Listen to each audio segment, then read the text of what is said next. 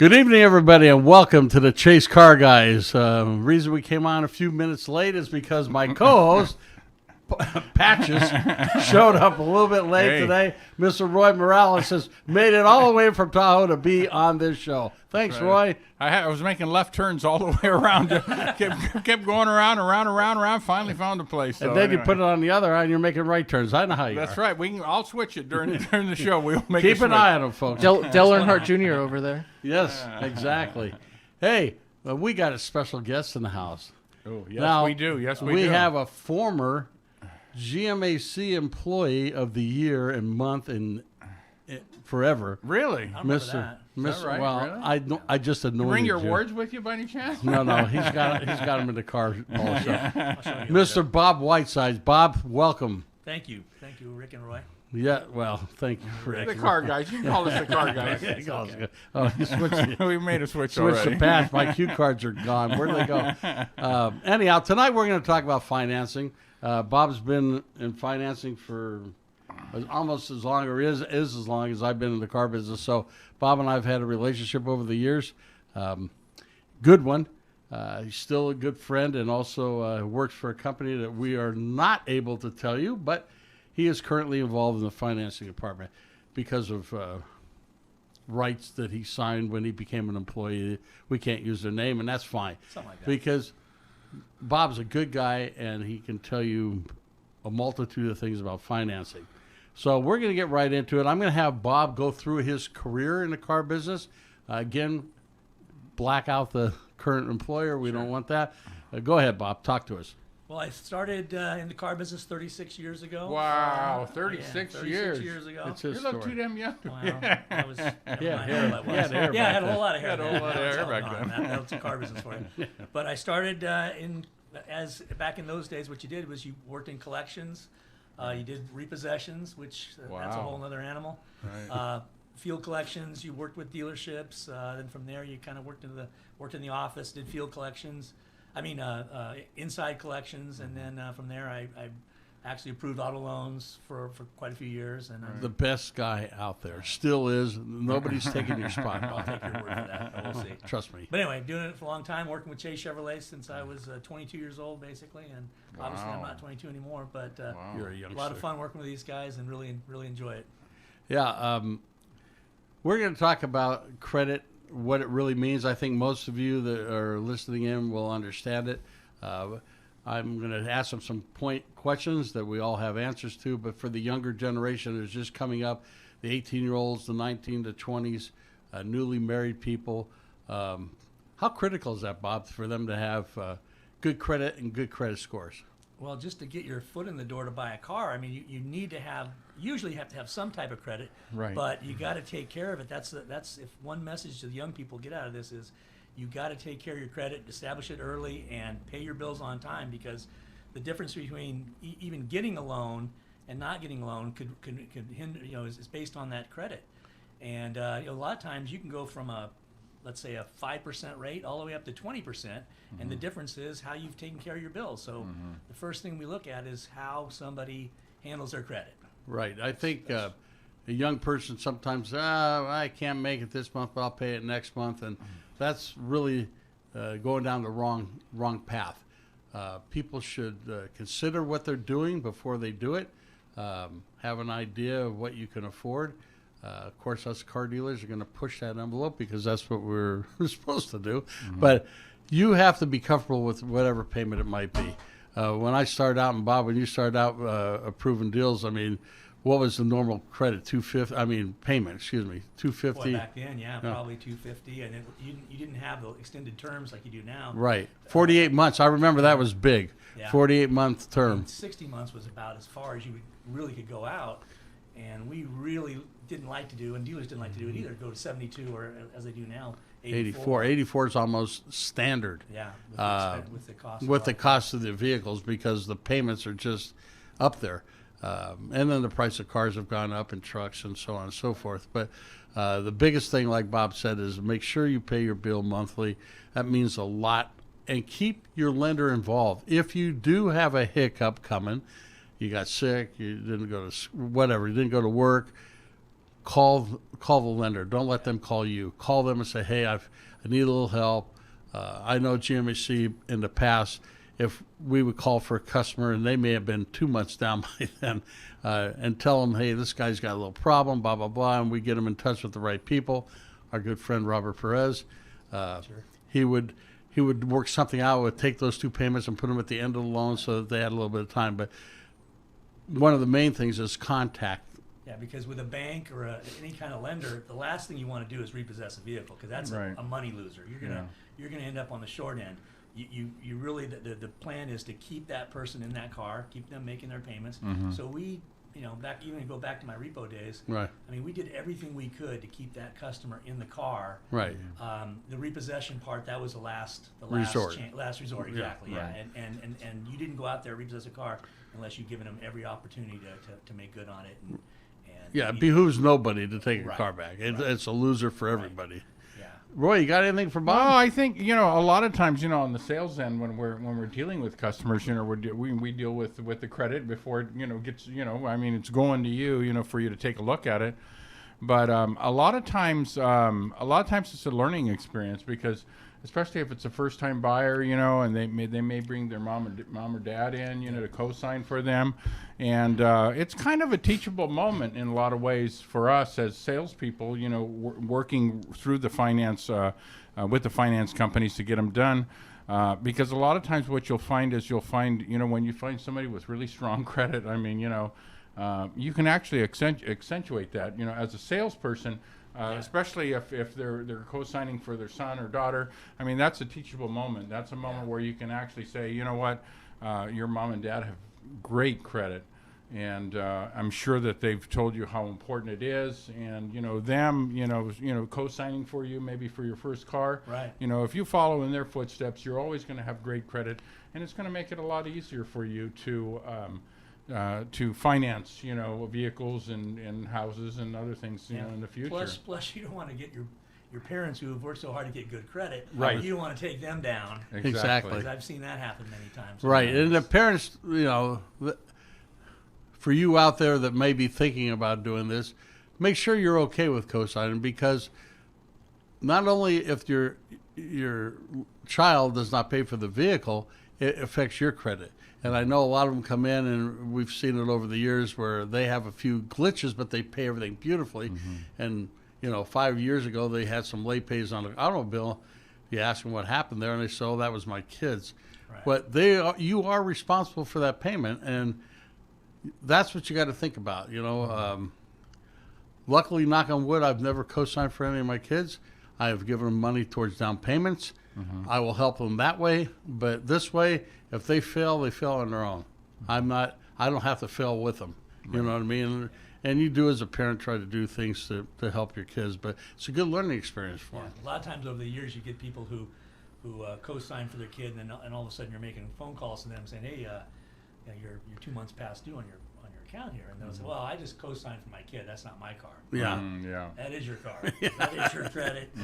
Right. And we finance that car based on your history and your income, so you got to step up and take care of business. Exactly.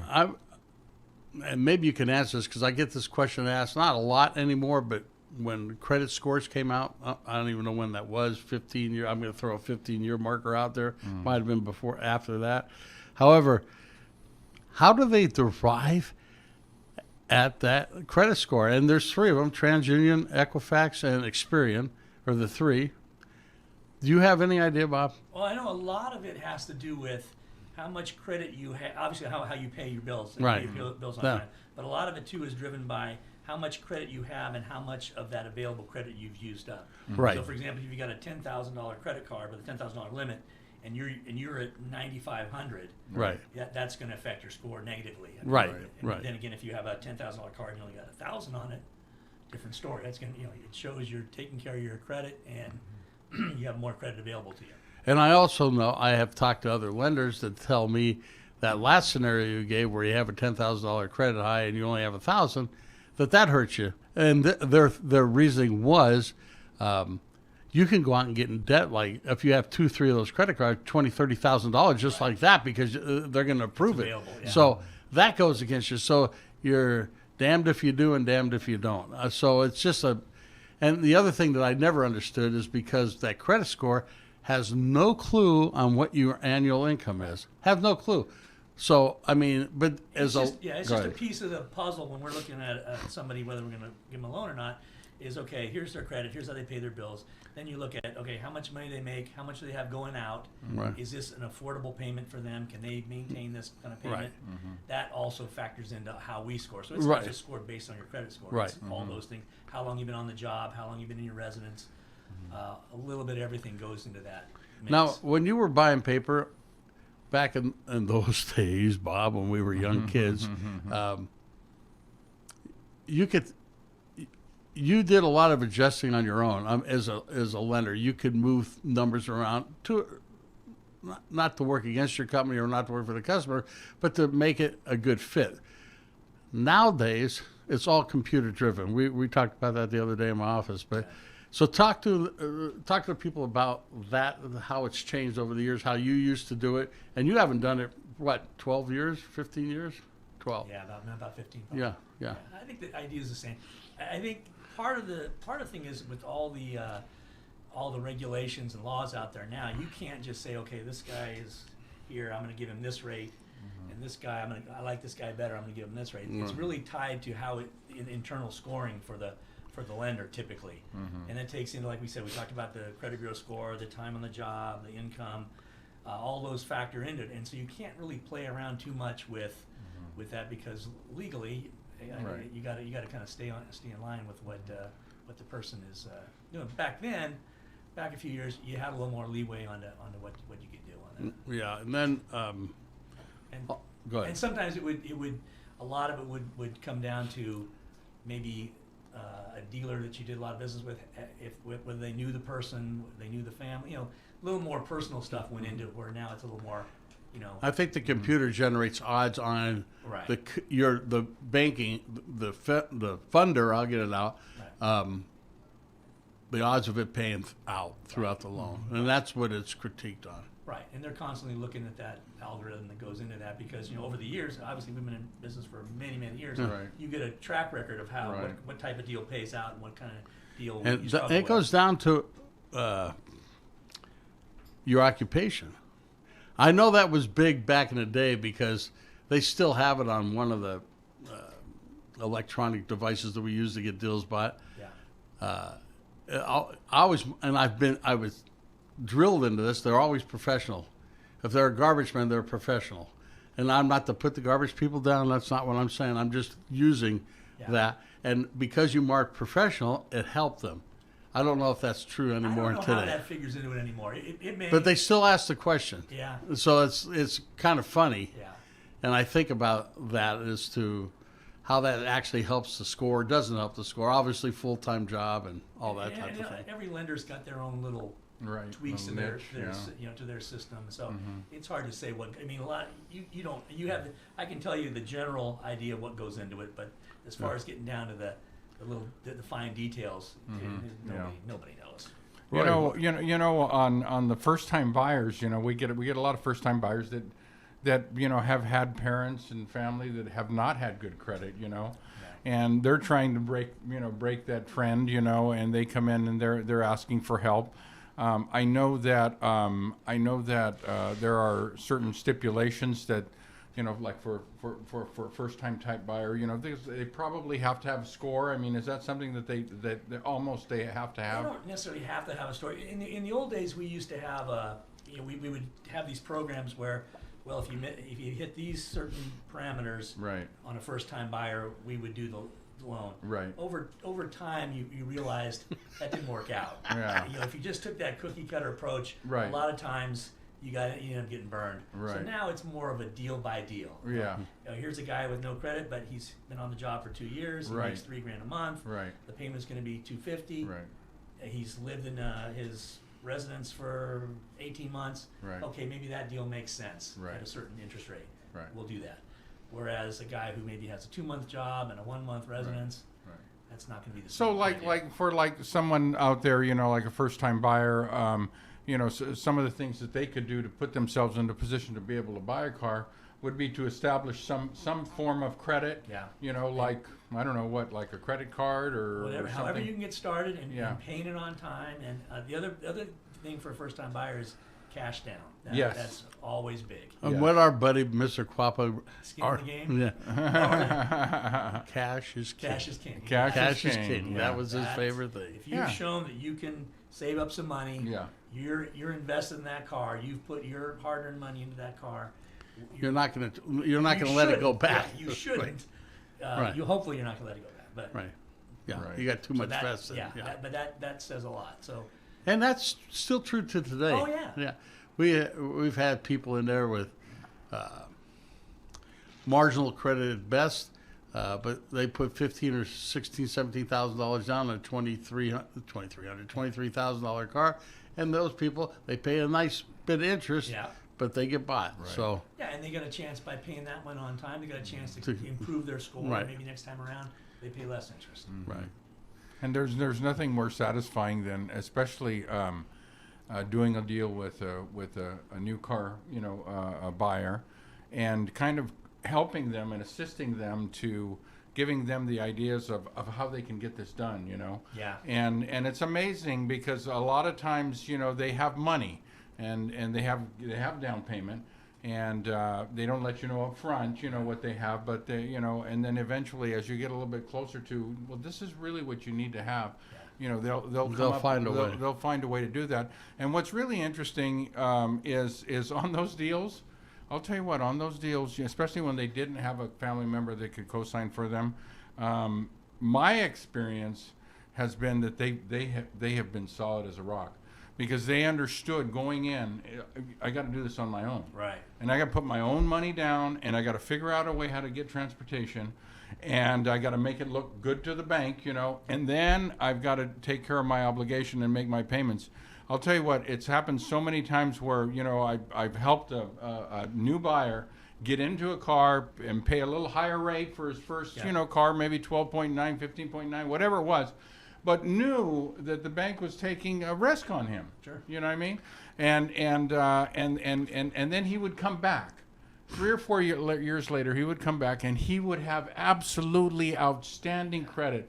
And so, you know, when he come back and say, you know what, Roy, I'm ready to buy another car, and it happens all the time, you know, to every salesman, and you just feel so proud that they took your advice, you know, they did the right thing, and now they're asking for a larger loan because Right. now they can afford to get Right. a larger And they're loan. probably gonna So get a better rate because they've had a good car history. right. But yeah, that's where a dealership can really benefit We everybody. used to say about GMAC, if you're not going to pay somebody, this isn't the account to pay. Don't pay, you know, You gotta don't pay pay them. somebody else. Yeah.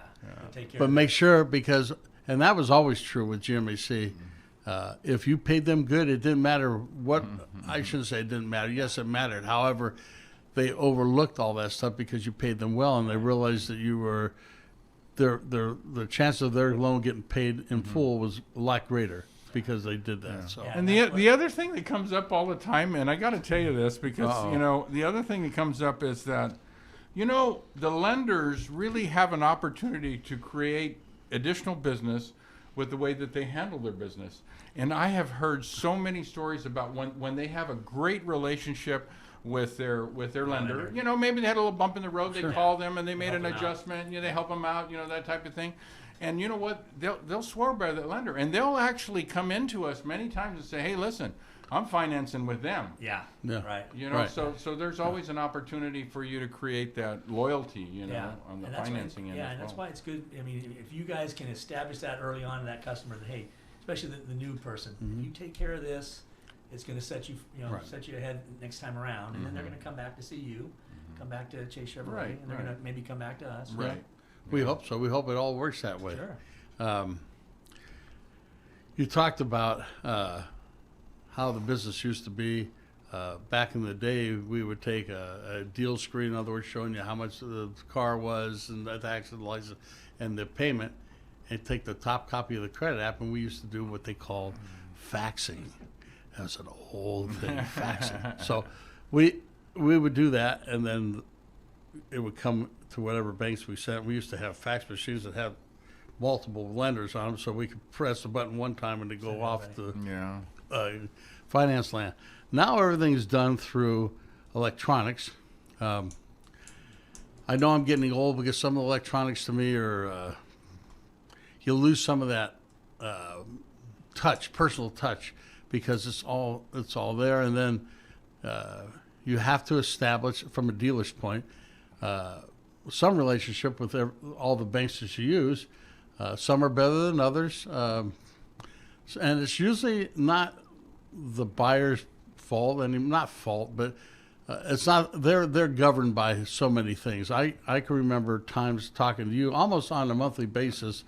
What's the flavor this month? Because you guys are getting hit by your people that you guys are buying too much of this type of paper, or we need to get more this or that. So how is that? You guys got talked to at least once a month, I'm sure, about your buying practices. Yeah, a lot of it depended on how the trends were. If you had, like we talked about, first-time buyers. You know, Right. for a while you'd have a program where this is what you do for a first-time buyer. Well, maybe 6 months down the road, they're realizing the losses are out, you know, Yeah. crazy. So now you have to adjust that. So it's a constant evaluation of how you're doing your business, how you're, you know, what you're approving, and what kind of deals are making sense and which ones aren't. Yeah, it's a big change over 37 years that we've all seen, but I still feel that you have to have a personal touch with somebody, that you could call up, tell them something, they trust you and believe you because you've helped them out before, and whatever they've said is actually how it happened. We try to keep that relationship open with all the banks, of course, but now there was a lot of common sense used back in the day. Yeah. I don't know that that's there anymore. I mean, I think with Doug, we won't tell you who he's working for, but Doug is a guy you could talk to. Yeah. A lot of it's a relationship There you go. and just being able to negotiate. Right. You know, you state how, you know, your side of it, and the lender sends it, and you work something out. Right. And you can only do that by talking to somebody on the phone. If Right. you're trying to do it by text or by, Yeah. it loses everything in the mix. So you gotta have a relationship, and Yeah, you and can't know hear. who you're That's dealing just with. words you're And reading. sometimes it's just personalities. Yeah, right. Too. Certain Yeah. personalities mesh, and you can work together and put something together. Yeah, I got Sometimes. us kicked out of Chrysler. I can tell a quick story.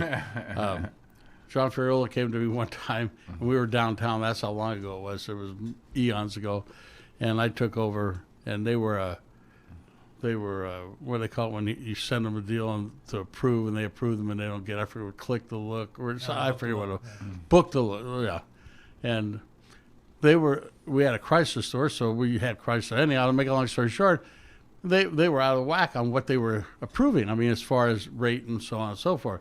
So they just didn't get a lot of deals. So they called up one day and said, "Listen, we don't want any more paper. We don't get enough paper for you, but we don't want you as a client any longer." So the Farrell will come in the minute. He looks at me and goes, "You're the first finance manager I've ever got thrown out of a bank for not sending them any deals." But so I think there's still some of those out there, not many. Yeah. Because everybody says, just click us so that we have a chance to look at it. But, you know. A lot of times, customers, and you can respond to this. A lot of times, customers are really concerned when they come in about the running of their credit. Is that because normally they'll say, well, you know what, I've been to another place, and they they send it Shotgun me. all Shotgun. over. Yeah. How can is there dealerships that handle that a little bit differently? When they take a Well, look at a deal, I mean, is there, Yeah, there's certain dealers will have an idea of where that deal is going to go, just Okay. based on, Structure. based on history and Right. structure and the kind of credit.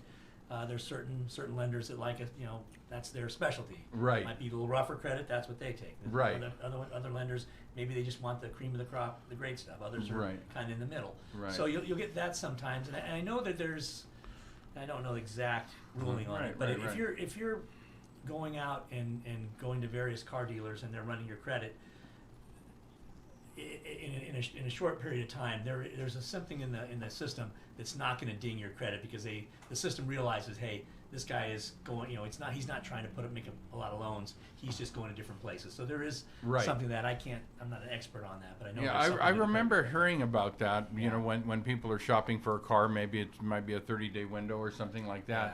That it wouldn't have a big effect, on their credit because a lot of times they're concerned about, there's an expectation that if you're looking for a car, you're gonna have multiple dealers and multiple lenders looking at that credit, so it doesn't ding you. Yeah.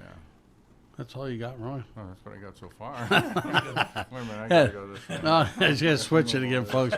It's reading off the other cue cards. I'll have some more questions in a minute.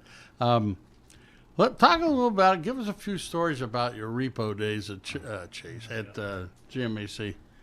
Well, I mean, obviously, you don't like having to repossess a car. That's not a good feeling to take somebody's car away from them. Right. But like I said earlier, in most cases, that person was given every opportunity to work with us. Yeah. Because like I said, we lose money when we take a car back in most cases. You don't make money doing that because then we have to take the car back and sell it, and it's not something we're in the business to do. Right. But yeah, over the years, you kind of had to be a little bit of a detective sometimes because people would not respond, and they would maybe they would move. Right. And back in those days, when not like today, where the privacy laws are so strict, you could go out and maybe you go to a house and there's nobody there. You talk to the neighbor. Oh yeah, Joe moved out 3 months ago. Yeah. Right. And then you go to the post office, the local post office. You pay them $1. And they would give you the forwarding address. So that would be like the next step. Now, you could not do that now. Yes. There's no way that's going to happen nowadays. But that was one of the things you do. But you kind of had to be a little bit of a detective. You had to, you had to interview people, especially if somebody was hiding from you. Right. You had to, ask them questions. When are they home? Where they were? That kind of thing. In a way, it was kind of that part of it was fun because you were kind of doing some investigation. Did you have any scary moments? Not as many as you think, but I did have a few. Guns threatened, and I was run off the road. And well, at least you were just threatened. Nowadays, you probably get shot. Times. Those were tough times when you'd have to knock on that door and pick up that car, Yeah. And back then too, the expectation was, if the car was there, you were going to try to either get it back or collect it. You didn't say, "Oh, boy, that's a little shaky. I'm not going to do it." Right. Back then, you just did it, and that was your job. So right, exactly. But I can remember one that was kind of one that stands out, and I was probably, 22, 23. And I remember there was a guy who had a lease. It was on a Pontiac Trans Am, and he had it. I went to collect on it. And it was parked in the driveway, and he had another car on one side, and he had a boat trailer along the front of the driveway. So obviously he was blocking that thing in so nobody could take it. So he knew he was in they trouble. Were coming, huh? So I went out to the door and knocked on the door and talked to the guy, and he said, "Oh yeah, let me. I'm going to give you a check." And back then, if you were out at the house, it wasn't check time; it was cash time. Yeah, It was cash in the car. Right. But I wasn't going to be able to get the car, so I, took a check. Probably shouldn't have. So come back to the office 2 weeks later. The rep that handled that account looked at me and said, "Hey, your buddy's check bounced." Yeah. I was like, jeez, okay. So now I got to go back. So I'm, cutting. Back then you had a door key and an ignition key. Oh, really? And if it was a new car, you had codes and you could cut the keys. That's one of those things. If you're out there taking a place car, you were very careful that you did that key right. Yeah. Right. It's worse than hopping in a car and then make that one right. Exactly. A little bit too That's late. not good. Yeah. And so anyway, so I went back out, and this time the car's there, and he was a little lazy, and he didn't pull the boat trailer all the way in front of it. So really? I'm thinking, okay, well, I gotta take this thing now. So I parked my car around the block. Yeah. Walked over, kind of looking around, and hop in. You had T-tops were off. Oh. And those Trans Ams were loud anyway. Oh shit. So here I am. So I hop in, fire it up, and just bam, engine really loud. And then the guy had like an AC/DC cassette tape in there. He had it cranked all the way up. So not only is the engine just blaring, the music's just flying. And it's the T-tops are screaming down the road, and the wind whispering through my used to have here. With the T-tops off, and I just remember that. That's my most memorable one because you're just screaming down the road, and it's like, wow, this is pretty wild stuff. Yeah, exactly. But yeah, that's And now it doesn't happen like that anymore. Anymore. I mean, as far as you're involved, I mean, you're in the lender's involvement. Is it more handled by a oh separate yeah, now entity? I think It's it's, all it's agencies. It's all third Agencies, party. yeah. Yeah, they It's just assigned it over to It's somebody. not some 22-year-old kid in a Yeah, clip-on exactly. tie Yeah. going out there with a clipboard. Clip-on I tie? wouldn't clip on No, tie. I knew you could tie one, buddy. but doing that kind of stuff now, it's agencies, and they're pretty. And it's an easy way to avoid it, like we talked at the top of the show, that, just people have problems. It's part of life. It's nothing to be ashamed of, but be upfront about it and work with your lender. And like Bob said, they don't want the car back. They'd rather they figure out a way for you to keep that car. Sure. And it's not the worst thing in the world to call them and talk to them. Oh, So yeah, and there's a lot of ways to make that happen. There's ways you can, put payments off till the end of the contract, Yeah. buy Right. some time. There's just different things you can do. Right. And like I said, the people who are typically in that collection, I haven't been in collections a million years, but I mean, you wanted to keep that person on the road. Right. That was the number Right. one priority. Keep Right. them on the road. yeah. Would that's you say that? Would you say that the percentages of that happening, back in the day when you were, and now, would you say that there's a big difference now, or is it maybe about the same? I don't get the numbers Yeah. like I used to, Yeah, but yeah, yeah. I think it's pretty comparable. Is it? Yeah, pretty comparable. Yeah, I a think, certain I think, percentage. Yeah, because you can only know. live with so much. Yeah, yeah, And I yeah. think nowadays, like we said, with all the technology and the reporting, you can pretty much stay on top of where you need to be. And obviously you set aside a certain amount of the money that you're collecting in interest to offset losses. Right. There's going to be losses. That's just Yeah. the way it goes. Right. Right. So if you're setting aside enough to cover that, and you're being smart about how you put those things on the books, you'll be all right. Yeah. Yep. That's It's financing is certainly a art in itself. A lot of people, and here's the thing, folks out there too. When you're doing a credit app, no matter where you're at, keep everything the same, because if you go to one dealership and tell them you make $3,000, and that guy comes back and says, "Man, if you would have made $4,500, I could probably got you a car deal." Right. So then they got that information, and you go to the next dealer, and you tell them, "Well, I make $4,500 because somebody told you that." More times than not now, and I see it more than ever, they have proof of income. So now we send it over at $4,500. The lender approves it with a stipulation of you prove the income. Well, now there's a problem. And now you can't save face because you can't say, I told you a story. I really. And so we roll the car, and then we call you up and say, hey, we need that proof of income, and then we got issues. And today, unfortunately, with all electronics, people seem to have proof of income. Not correct, though. It's because you can make proof of income up on a computer now. But the banks are really savvy to it, and they can spot them a mile away. So I'm just giving you pointers not to do. So just be upfront. Dealer's he doesn't make a dime unless he sells the car, and you want to get a car. So just everybody be upfront and above board. And usually there's a way to make a deal. I mean, unless you're not able to do the payment that comes back at or whatever. If but that's the case, then you shouldn't be in it anyway. 'cause Right. It's going to be. Yeah. And then a lot of times, won't the lender make a call as far as, well, this guy needs to be in a $15,000. Oh yeah, car. they'll give you I mean, most of the lenders they'll out. give you something to Yeah, be able right. to work Yeah. with. Right. on Hey, the customer. I'd be better off with this guy in a $15,000 or $20,000 car rather than a $45,000 or $50,000. Right. And I got to say this because it just came into my head, and I'll forget it if I don't. Folks, it's simple mathematics. This isn't. And if you're not good with mathematics, get yourself a calculator. But you can't buy a $45,000 or $50,000 car and get a $350 payment. It just doesn't happen. Even if you were 0%. Here's the thing: there's sales tax and license above that, and sometimes you have rebates, and I get that. But just do the simple mathematics. $350 is going to bring back probably somewhere around $20,000 to $22,000.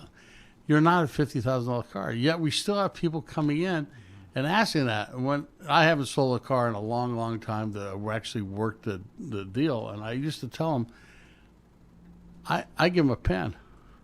Show me how to do that, because this is my job, and I don't know for the life of me how you can come up with that payment. Well, you can discount it. Well, you're asking us to discount it $25,000. It would be nice if we had that kind of money, but anyhow. But people have to be realistic, and there's a lot of information out there now. You can From get when I auto- first started, Auto finance calculator online easily, and you Yeah. can plug in the numbers yourself and Right. at least get an idea of where you're going to be. right? And so, Blue Books changed. I had an attorney friend of mine call me. This is comical. He calls me up for advice. I know about as much about lawyering as he does about the car business, but he called me up the other day and said, I had this client, bought a car, and he went to sell it or trade it in or something, has an accident report. And he says the original dealer never told him that.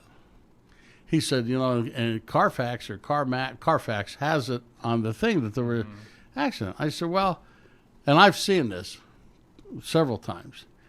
Carfax isn't a cure-all, end-all. They do miss things, And or there's delays in reporting sometimes. there you go. So that's what I told him. I said, your problem is not so much that the car has the damage, but how you can prove it at the time they bought the car. Now we run a Carfax, and on certified use we run a recall thing, so that the customer sees that there's nothing going on at this time, and we make them sign it. We've invoked that because it's happened to us where we sold a car, unbeknownst to us that the car was in some sort of fender bender. We never reported, or at least not while we had the car, Right. and it shows up. We do take care of the customers, I will tell you that. And it could have been something minor, too. Could have been something minor. See, that's the other thing. And I've seen it where cars have had thousands of dollars of damage to it and never reported to Carfax. So that's a nice thing to have. It's a nice tool to use. However, it's not the Holy Bible, folks. It doesn't mean it means at that particular time whatever it says is correct. So keep that in mind, because everybody, they ask for the Carfax, ask for the Carfax. Well, a good dealer, a reputable dealer will always show you Carfax, so they have nothing to hide. And I got to say, certified cars, at least in the Chevrolet or GM line, cannot have an accident in it to be certified. It doesn't happen. So that's always good to know when you're out there buying the car. But moving on from that, I want to talk to Bob about where the business might be going down the road. I know rates are starting to go up a little bit from what we were used to, but how do you see that in the future? It's hard to say. It's a constantly evolving situation. I mean, as they raise the rates, obviously the car rates have to go up as well, and then if they back off, then they can come down a little bit. And a lot of it is, you got a lot of competition for that business with lenders out there, so everybody's got to be competitive with the rates. So that's going to keep them somewhat in line, but it's hard to say. I think if you went back 10 years ago, it was a lot more predictable, the business. Whereas now you don't know month to month what's going to be. And Blue Books change on a weekly basis. Right. I mean, back in the day, you had a book, and it was good for 2 months or 3 months, Right. depending on what year and model the car was. So that was it. That's what everybody went by. That was the holy grail. Now it changes so often that it's hard to keep up with it, and obviously the lenders have to keep up with it because that's what they lend off of. Sure. But people got to understand, it's not a personal thing. It's just how you do business. And I think a lot of people get into the personal thing. Well, how come I can't buy a car? And it's hard for some salespeople. Some of us old timers, we talked about it, and it was just part of nature. And I tell them, we're not looking judgmental to you. We're just telling you why. You want to sell the car. Right. Yeah. You want to loan money. So Right, other people right. buy That's cars. what everybody's there to do their job. However, sometimes, and I used to tell this story. I said, let's forget about the car deal. I point somebody out. See that guy there? Do you know him? They go, no. Okay, so that guy walks up to your house, knocks on your door, and says, I want to borrow 20 grand. Are you going to lend it to him? Well, I said, you don't know the guy from Adam. So you're probably going to ask him some questions like, do you have a job? Right. Blah, blah, blah. Have you ever, do you live? have you ever borrowed this kind of money? And if he tells you no on everything, are you going to give him money? Well, no. I said, well, you're that guy. Right. And so you have to make it make sense to people and get the emotion out of it. It's, it's an emotional time because let's face it, when you come across a car, any car lot or dealership, the idea in their mind is we're the evil villains and we're here to take your money. That's not really I'm not saying there aren't people out there like that, but in every profession you have the few, right? Not the masses. And if you're in it for any length of time, you got to be in there for the long haul. You can, if you do the right things by people, just like you were talking about earlier, you treat them right, they will come back to you, and they'll send their friends in. They will make you a better person than you are. And an old man told me, Ed Miller, God rest his soul, he was probably my age when I started, so that means he was about 60s, in his 60s. And Ed told me, and I live my whole life like this, you can only skin a sheep one time, but you can shear him every year. That means that once you skin that sheep's never going to come back. He's going to go die somewhere else. But and it's the same thing. And if you got to keep that in mind, and I try to instill that in our younger, not that they want to skin anybody, but listen, you're in here for the long haul. Take what you get and move on to the next deal, and move on, because the little pieces you pick up become a big piece at the end. You got to crawl before you walk. You got to walk before you run. And if you keep that in mind in life in general, I think it'll work out for you. One of the things that the customers always comment on is, and it's interesting because, they're not in a car dealership every day, is, what's this thing about, when you get into the booth, right, and you're just, you're going over the deal with them, and what's this thing about, why do you always have to go to that place over there, right? And then, a lot of times they think, well, you're playing this game, right? Well, you're not playing a game. What you're trying to do is you're trying to get them financed, and you're trying to make a deal for them. And a lot of times, it'll take a while to make the deal.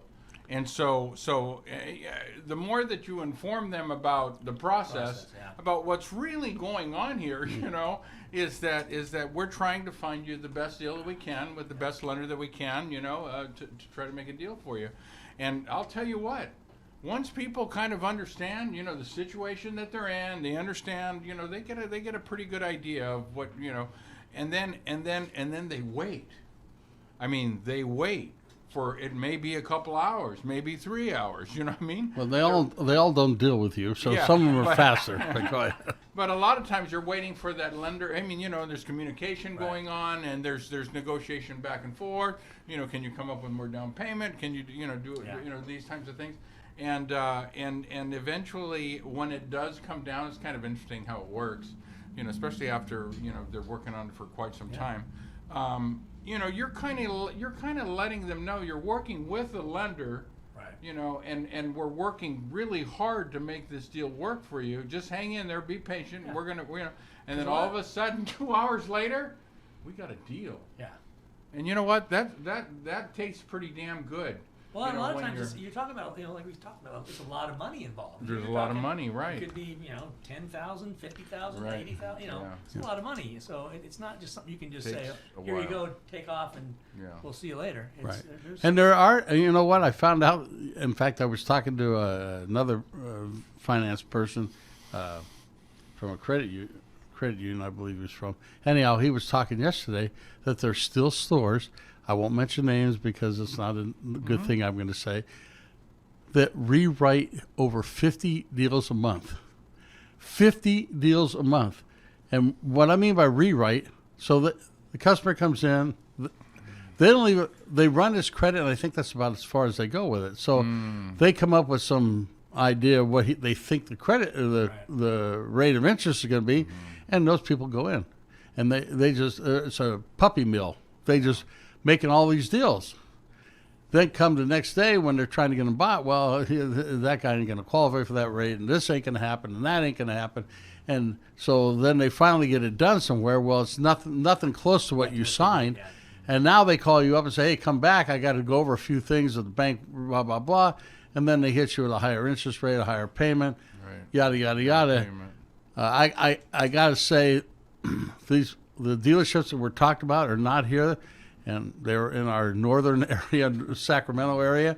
But I was kind of shocked that they still operate that way, because that's back in the 50s and 60s and 70s. Yeah. You're not like you're saying before. You're not faxing something up and having somebody manually enter the information, Right. and someone review it and run a credit Yeah. bureau and all that. Now it's all electronic.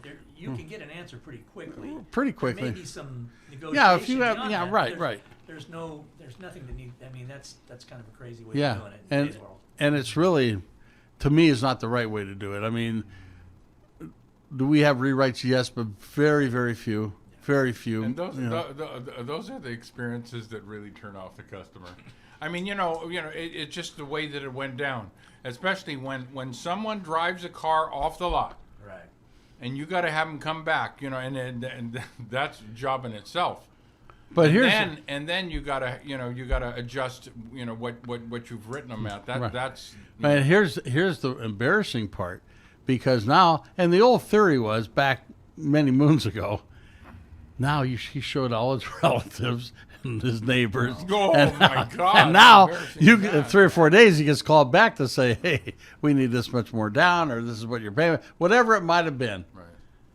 Now he's almost trapped, not trapped, because they can walk away from it, but they feel like, hell, I've showed my aunt, my uncle, the next door neighbor, I got to bring this car back, or they're going to say, what happened? Oh, my credit, whatever they're going to tell. They don't want to tell them, so they usually do it. But that's an old theory. It always comes back to who you're doing business with, Right. I mean, when you're doing business with a good finance company, you're going to get good results. When you're doing business with a good dealer or Sure. you're gonna get good results, and that's the whole thing. The whole thing is getting good results, because when you get good results, you have customers returning to buy Right. cars and finance cars, Yeah.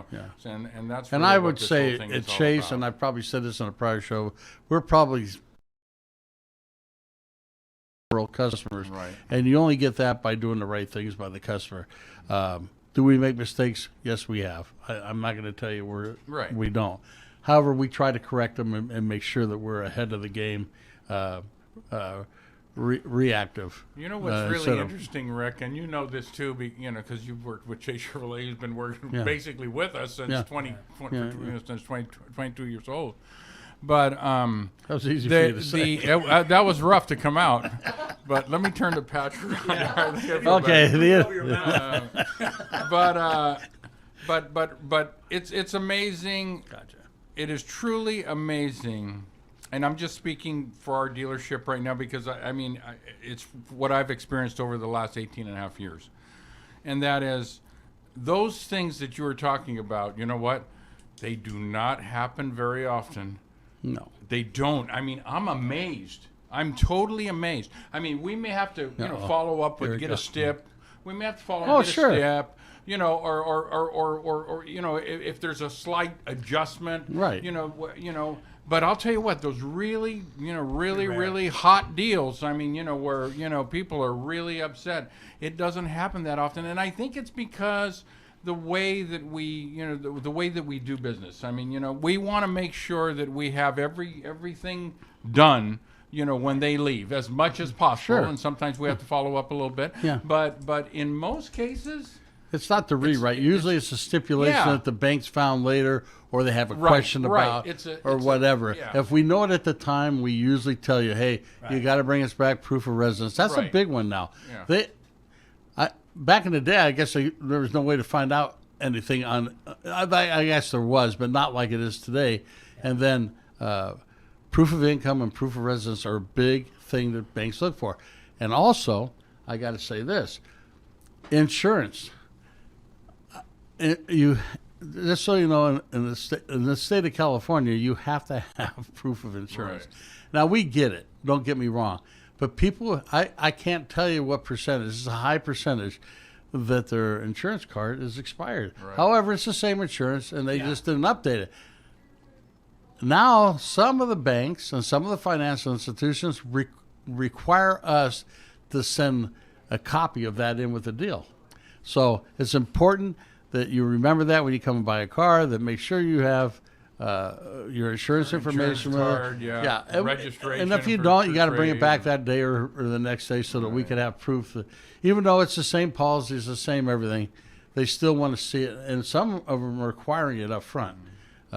So or that may proof be. proof of income. I mean, it's always good for them to bring Yeah. in their proof Yeah, of yeah, income. right. The last couple of pay stubs. Yeah. You know, that makes it. And it's got to be process current, folks. That's the other thing. It's got to be It's within gotta be 30 current, days. yes. It's got to be in 30 days. Some guys will bring in stuff that was 4 or 5 months old, and they just, it's a different day and age now. And the banks and the financial institutions are covering themselves. Well, it goes back to taking care of your credit. If you're taking care of your credit, then that's less likely that they're going to require Right. that, Right. because They may This not is ask this for person's that. responsible, so we Right. can take them at their word that they make it. what And they the say other they thing that they're doing is a lot of, even the current GMAC, I didn't say the name, they will call and get, they'll do a customer interview on some, not all. Right. And I don't know what the reason, but a lot of banks are doing that. So, folks, when you buy a car and you see somebody calling that you don't know, answer it. Yeah, it could be one of those robocalls, but a lot of times if you just bought a car, the bank's calling, they just want to go over a couple of things, make sure that of whatever they're checking. And most of the time they just ask you what kind of car you bought and blah, blah, blah, and maybe a little bit about how much money you make. But just be honest with them. Whatever you put on the credit app, tell them. It's a simple thing, but they're doing that more and more nowadays. that's an education thing to make sure that they're aware, because you can look at your phone and say, I don't know that number. Yeah, right. And I I'm answer it. famous for that. But if you leave me a voicemail, I will call you back. Right. Yeah. So that's something that you need to think about. We're about a minute away from going off the air. Roy, you got any final thoughts for us? Well, You don't have Tahoe to- was beautiful. You don't have to get loud. I They just got a I microphone just- right in front I of you. just got back from Tahoe. I flew in from Tahoe, and I spent a few days up in Tahoe resting my eye. But yeah, I wanted to be here. This is a good topic. I think that a lot of our listeners out there probably got some good ideas as far as what they need to do to finance their next vehicle. And so anyway, good show. I want to thank you, Bob. Any final thoughts with you? You got to ask. Well, we said at the very beginning, especially for young people, take care of your credit early, establish it early, and take care of it, and save some money for down payment. That makes up for a lot of. And you'll get your stipend in the mail. It's in the mail, Bob. I don't have your address, but I think it's in the mail. Anyhow, I want to thank everybody for listening tonight. I want to thank our engineer here, Mr. Dustin Brakefield. He's a good kid. He's a kid. He's a good young man, Hey, but he's a good man. Dustin's awesome. Good to have everybody. This show will air another topic. We haven't come up with it yet because Patches hasn't come up with it yet. I'm working on it. We'll do a hockey show on the 1st of the month, and then 14 days after that, which will be the 15th of the month, we'll come back here with the car guys. So Don't forget to text me too. yeah. Always I didn't text Dustin. them. I didn't text them the last time we had a show, and anyhow, we got through it. They're gonna have to teach me how to run the board, and nobody will be able to see us or hear us, but it'll be okay. Anyhow, I want to thank everybody for listening tonight. Stay in there and just buy into it. That's our motto, isn't it? Chase Chevrolet. Buy into it. Good night, everybody. Thank you. Good night. Night.